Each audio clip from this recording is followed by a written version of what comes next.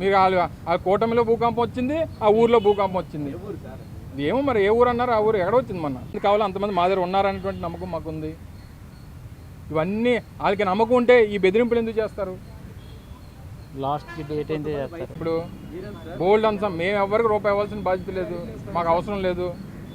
మా పార్టీ సరే మేము 57 మంది గెలిచాం. ఇప్పుడు ఎంతమంది ఉన్నామో అంతమంది పార్టీ కోసం పార్టీ కమిటెడ్గా నిలబడ్డారు. ఒకరిద్దరు వెళ్ళిపోయారు అంటారా?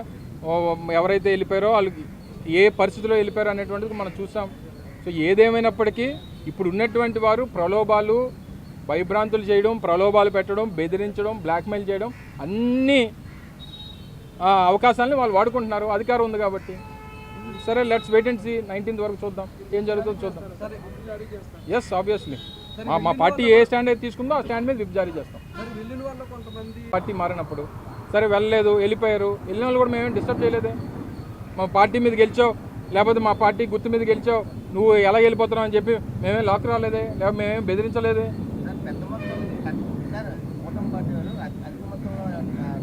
ఎంత ఇస్తున్నారు? మాకు ఎంతమంది కావాలో అంతమంది ఉన్నారు. మీకు ఎందుకు కావాలి నెంబర్స్? మాకు ఎంతమంది కావాలో అంతమంది ఉన్నారు. మీకు ఎంతమంది కావాలి చెప్పు. ఉన్నారు, వాళ్ళందరూ హ్యాపీగా ఉన్నారు. వాళ్ళు హ్యాపీగా ఉన్నారు, వాళ్ళందరూ హ్యాపీగా ఉన్నారు, వాళ్ళందరూ ప్రశాంతంగా ఉన్నారు. కూటమిలో కూడా నిన్న మొన్న చూసాం.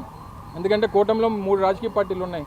ఓ పార్టీకి చెందినటువంటి వ్యక్తి ఏమో మా పార్టీ అధిష్టానం అంగీకారం లేకుండా కొంతమంది సంతకాలు పెట్టారని ఒక వ్యక్తి చెప్పినట్టుగా ఈరోజు పత్రికల్లో చూశాను.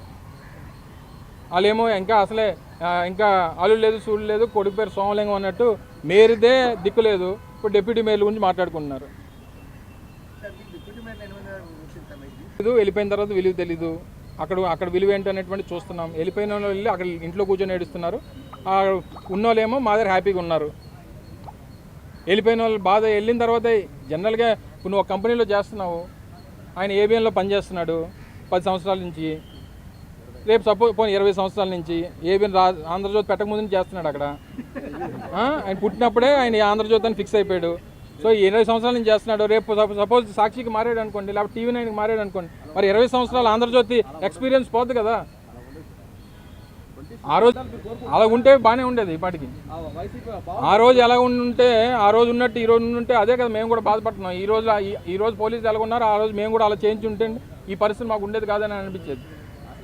ఆ రోజు ఏ రకంగా పరిస్థితులు ఉండే. నామినేషన్ చంద్రబాబు నాయుడు పారిపోతే మమ్మల్ని ఏం చేయమంటే చెప్పు. మేము ఎలక్షన్లో పోటీ చేయట్లేదు, విరమించుకుంటున్నాం అని చెప్పి ఎంపీటీసీ, జెడ్పీటీసీ ఎన్నికల్లో, మున్సిపల్ ఎన్నికల్లో ఆయన వైదొలిగాడు ఎలక్షన్స్ నుంచి. అదే మరి ఏం చెప్తాం మరి. ఇంకేమంటారు రైట్.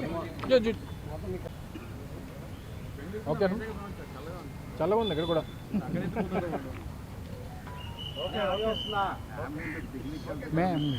మాకు చల్లగా డల్లగా ఉన్నారు. స్టార్ట్ చేయలేదట. ఓకేనమ్మా. విశాఖపట్నం గ్రేటర్ విశాఖపట్నం నగరపాలక సంస్థ గౌరవ మేయర్ గారి మీద గత నెల 21వ తారీఖున కూటమిలో ఉన్నటువంటి కార్పొరేటర్లు గౌరవ మేయర్ గారి మీద అవిశ్వాస తీర్మానం ఇస్తూ జిల్లా కలెక్టర్ గారికి లేఖ ఇచ్చినటువంటి విషయం మీ అందరికీ తెలుసు. వాస్తవానికి కూటమికి బలం లేకపోయినప్పటికీ వైఎస్ఆర్ కాంగ్రెస్ పార్టీ గుర్తు మీద గెలిచినటువంటి 57 మంది కార్పొరేటర్లు ఉన్నప్పటికీ వారికి సరైనటువంటి బలం కార్పొరేషన్లో లేనప్పటికీ ప్రభుత్వంలో ఉన్నామన్నటువంటి ఏకైక ఉద్దేశంతో ఏ అరాచకాలైనా సృష్టించవచ్చు, ఎన్ని దౌర్జన్యాలైనా చేయొచ్చు, ఎన్ని ప్రలోభాలైనా పెట్టొచ్చు, ఎంతమందినైనా మన వైపు లాక్కోవచ్చు, ఎంతమందినైనా బెదిరించవచ్చు అనేటువంటి ఉద్దేశంతో వారికి ఉన్నటువంటి ఈ క్వాలిఫికేషన్స్తో వారు మా మేయర్ గారి మీద అవిశ్వాస తీర్మానం ఇవ్వడం మనందరం కూడా చూసాం. సరే వారికి సరైనటువంటి బలం లేకపోయినా మా దగ్గర నుంచి కొంతమంది కార్పొరేటర్లని వాళ్ళు బెదిరించో, భయపెట్టో, ప్రలోభ పెట్టో, లేదా వాళ్ళు తీసుకోనో ఏదో జరిగి కొంతమంది అయినప్పటికీ వారికి బలం సరిపోకపోయినా, ఎందుకంటే నో కాన్ఫిడెన్స్ పెట్టినప్పుడు అవిశ్వాస తీర్మానం 2/3 మెజారిటీ అనేటువంటిది వారికి ఉండాలి. అది లేనప్పటికీ 4-5 వాళ్ళకి తక్కువైనప్పటికీ ఇంకా ఏదో రకమైనటువంటి ప్రయత్నం చేయాలి, భయపెట్టాలి, బెదిరించాలనేటువంటి ప్రక్రియ కొనసాగుతూ ఉంది. నిన్ననే చూసాం, రేపు 19వ తారీఖున ఏప్రిల్ 19వ తారీఖున అవిశ్వాస తీర్మానానికి సంబంధించినటువంటి నోటీసులు కూడా ఇస్తూ ఇప్పుడే కలెక్టర్ గారితో కూడా మాట్లాడినప్పుడు 19వ తారీఖున అవిశ్వాస తీర్మానం పెడుతున్నామని చెప్పి వారు చెప్పడం జరిగింది. అయితే మా కార్పొరేటర్లు రాజకీయంగా మా కార్పొరేటర్లను ప్రొటెక్ట్ చేసుకోవాల్సినటువంటి బాధ్యత మా మీద ఉంది. వాళ్ళని సేఫ్ గార్డ్ చేసుకోవాలి. వాళ్ళు మరిన్ని బెదిరింపులకు లోను కాకుండా వాళ్ళని ప్రొటెక్ట్ చేసుకోవాల్సినటువంటి బాధ్యత ఒక రాజకీయ పార్టీగా వైఎస్ఆర్ కాంగ్రెస్ పార్టీ మీద ఉంది. కాబట్టి మా ప్రయత్నం, మేము మా పార్టీ నాయకుడు జగన్మోహన్ రెడ్డి గారి ఆదేశాలు, అలాగే పార్టీ ప్రతిపక్ష నేతగా ఉన్నటువంటి పెద్దలు బొత్స సత్యనారాయణ గారు, మా రీజనల్ కోఆర్డినేటర్గా ఉన్నటువంటి కన్నబాబు గారు, జిల్లాలో ఉన్నటువంటి నాయకత్వం అందరం కూడా మా ప్రయత్నం మేము చేస్తూ ఉన్నాం. వాలంటరీగా వైఎస్ఆర్ కాంగ్రెస్ పార్టీతో ఉన్నటువంటి కార్పొరేటర్లు అందరూ కూడా మేము మా వాళ్ళని సేఫ్ గార్డ్ చేసుకునేటువంటి కార్యక్రమం చేస్తున్నప్పటికీ నిన్నకాక మొన్న ఒక కార్పొరేటర్ గారి ఇంటికి పోలీసుల్ని పంపించి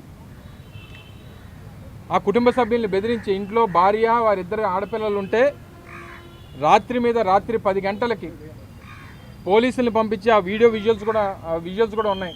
పోలీసుల్ని పంపించి మీ భర్త ఎక్కడున్నారు, మీ భర్త కానీ రాకపోతే మీరు పోలీస్ స్టేషన్కి రండి అని చెప్పి ఆ ఆడపిల్లల్ని బెదిరించేటువంటి స్థాయికి ఈరోజు పోలీస్ వ్యవస్థ దిగజారిపోయింది. 11 గంటలకు రాత్రి మేము ఫోన్ చేస్తే పోలీసులు సమాధానం చెప్పరు. వారు మాట్లాడుతూ మేము వైఎస్ఆర్ కాంగ్రెస్ పార్టీ నాయకుల తాలూకా ఫోన్లు ఎత్తాల్సినటువంటి పని మాకు లేదని చెప్పి మాట్లాడతారు. వారేమి పోలీసులు అంటే తెలుగుదేశం పార్టీకి పనిచేసేటువంటి వారు కాదు.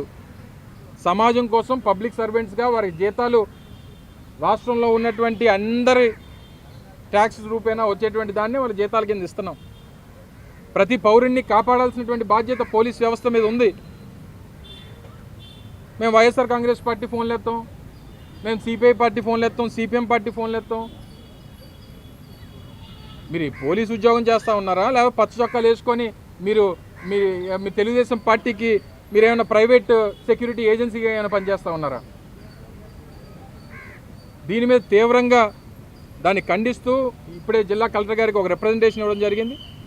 ప్రక్రియ మీరు ప్రొసీజర్ ఫాలో అయ్యారు, మీ ప్రొసీజర్ ప్రకారం కలెక్టర్ గారు ప్రొసీజర్ చేస్తూ ఉన్నారు. 10 రోజులు అయింది, నిన్న నోటీసులు ఇచ్చారు, 19వ తారీఖున ఎన్నికలు పెట్టారు. ఎన్నికలు కానివ్వండి, మీ బలం ఏంటో అన్నిటువంటి తేలిపోతాయి కదా. మీకు బలం లేదని చెప్పి మీరు అందరినీ బెదిరించి భయపెట్టి బ్లాక్మెయిల్ చేసి ఎక్కడ తీసుకెళ్దాం అనుకుంటున్నారు? రాజకీయం ఈ రోజు అయిపోతుందని చెప్పని అనుకుంటున్నారా? లేకపోతే ఇదే ప్రజాస్వామ్యం ఇంకో 4 సంవత్సరాలతో ముగిసిపోతుంది, ఇక్కడ నుంచి ప్రజాస్వామ్యం ఉండదు అన్నటువంటిది మీ అభిప్రాయం? మళ్ళీ 4 సంవత్సరాలకి ఎన్నికలు వస్తాయి, మళ్ళీ ప్రజలు తీర్పిస్తారు, అధికారాలు మారుతూ ఉంటాయి, పరిస్థితులు ఎప్పుడు ఈ రకంగా ఉంటాయి అనుకుంటే మీ అమాయకత్వం. పోలీసులు కూడా కొంతమంది పోలీసు అధికారులు ఈ సినిమాల్లో పనిచేసేటువంటి పోలీసు ఆఫీసర్ లాగా మీరు పనిచేస్తానంటే పరిస్థితులు ఈ రకంగానే ఉండవు అనేటువంటిది గుర్తుపెట్టుకోవాలి. మేము ఫోన్ చేస్తే ఆయనకి వినబడదు, మేము ఫోన్ చేస్తే ఆయనకు కనబడదు, మేము ఫోన్ చేస్తే ఆయన ఫోన్ ఎత్తాడు, మేము ఫోన్ చేస్తే ఫోన్ ఆపేస్తాడు. మీ పద్ధతి కానీ మార్చుకోకపోతే పరిస్థితులు ఈ రకంగానే ఉండవు అనేటువంటి విషయాన్ని తెలియజేస్తాం. మీరు చట్టం ఏం చెప్తా చేయండి. లా అండ్ ఆర్డర్ ఏ రకంగా నిలబెట్టాలో అది మీ బాధ్యత. ప్రజాస్వామ్యబద్ధంగా వాళ్ళు ఎన్నికల్లో పోటీ చేసి గెలిచినటువంటి కార్పొరేటర్లని వారి కుటుంబ సభ్యులని వెళ్ళి మీరు బెదిరిస్తే దీన్ని ఏ రకంగా తీసుకెళ్దాం అనుకుంటున్నారు? ఏ రకంగా మీరు ఈ ప్రజాస్వామ్యాన్ని కాపాడాలనేటువంటి మీ అభిప్రాయం? మీరు అంబేద్కర్ గారు రచించినటువంటి రాజ్యాంగాన్ని ఫాలో అవుతారా, లేకపోతే లోకేష్ రచించినటువంటి రెడ్ బుక్ రాజ్యాంగాన్ని ఫాలో అవుతారా? దీన్ని తీవ్రంగా ఖండిస్తూ ఉన్నాం. రేపు కానీ మళ్ళీ మా ఏ కార్పొరేటర్ ఇంటికి వైఎస్ఆర్ కాంగ్రెస్ పార్టీకి చెందినటువంటి కార్పొరేటర్లు ఇప్పుడే ఒక కార్యక్రమానికి వెళ్ళాం, మా పార్టీ నుంచి 2-3 వెళ్ళిపోయినటువంటి కార్పొరేటర్లు ఎదురయ్యారు. కనీసం వాళ్ళు అడగలేదు, ఎందుకు వెళ్ళిపోయారని కూడా మేము అడగల. వాళ్ళకి ఆ నైతిక బాధ్యత లేకపోయినా, నైతిక విలువలు లేకపోయినా వెళ్ళిపోయినా మాకు తారసపడ్డారు, ఎదురుపడ్డారు. కనీసం మా రండి అని కానీ, ఎందుకు వెళ్ళిపోయారని కానీ